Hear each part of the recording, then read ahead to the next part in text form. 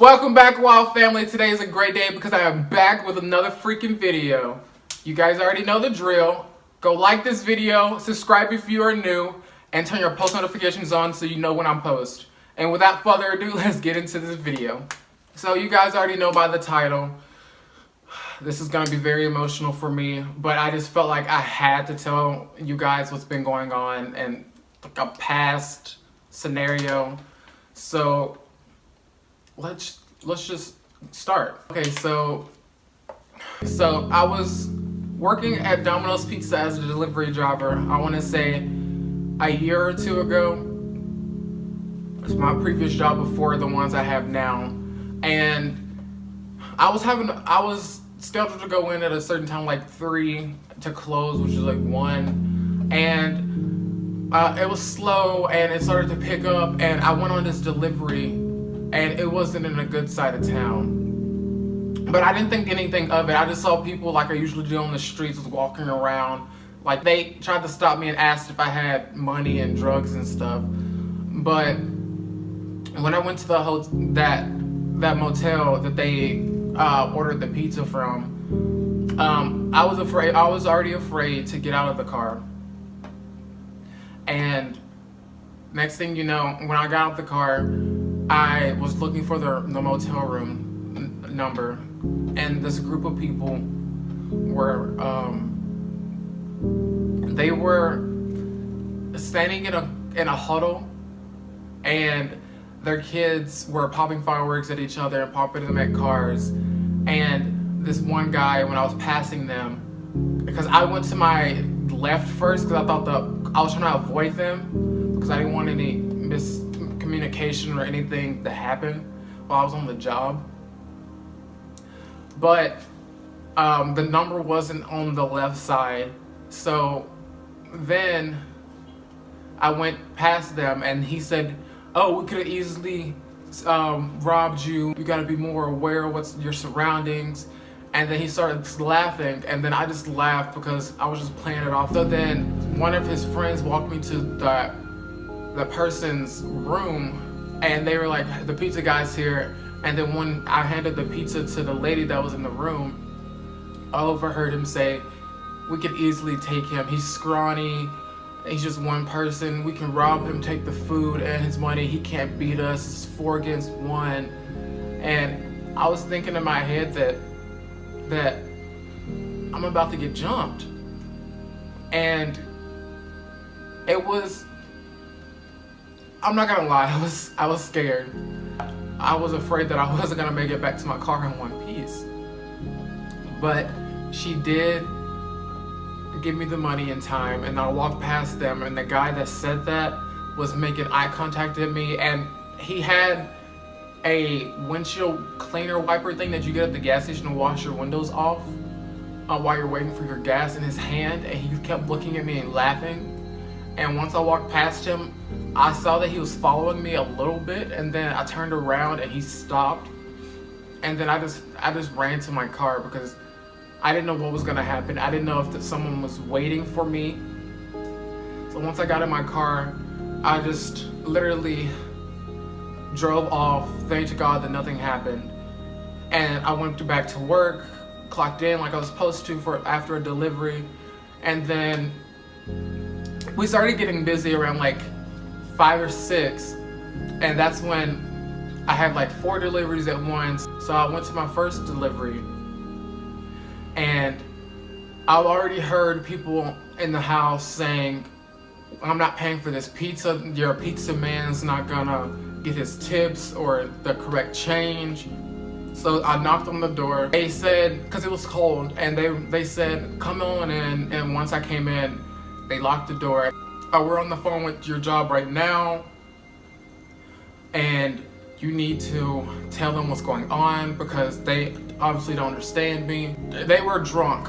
Okay, they were drunk. And I overheard the woman, because there were 3 women and 2 guys, and I didn't know what was going on. All I saw was like 2 roaches crawling on the floor, and I saw a gun in the other dude's pants that let me in the house, and a gun sitting right next to the other guy in the chair on my left. And then there's 3 women, one on my left side, one in front of me sitting down, and one on my right side sitting down as well. And they were yelling at an associate that wasn't my Domino, saying that we ordered here all the time, and you guys said that I was gonna get a $10 credit because my kids had to wait until 11 at night and they had to go to school the next day. I told them that that's not my store that I work at, and I told them the store that I actually work at, and they found their order, and they said we don't have any record of someone giving you a $10 credit. So then she got off the phone, and next thing you know, I looked around and there was a gun pointed towards my head. And I immediately thought that I'm about to get shot over pizza because of a $10 credit that I had nothing to do about. And then she saw that her kids came downstairs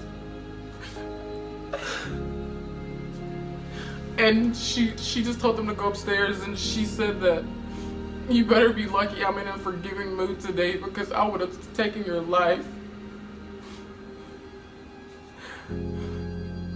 But in my head, I just kept praying that I hope the situation doesn't get more out of hand than it has, and hope that the kids are safe upstairs and that they don't hear anything. And so they were like, well, what do you want us to do? We're gonna either keep the pizza or you're gonna have to follow us to the store.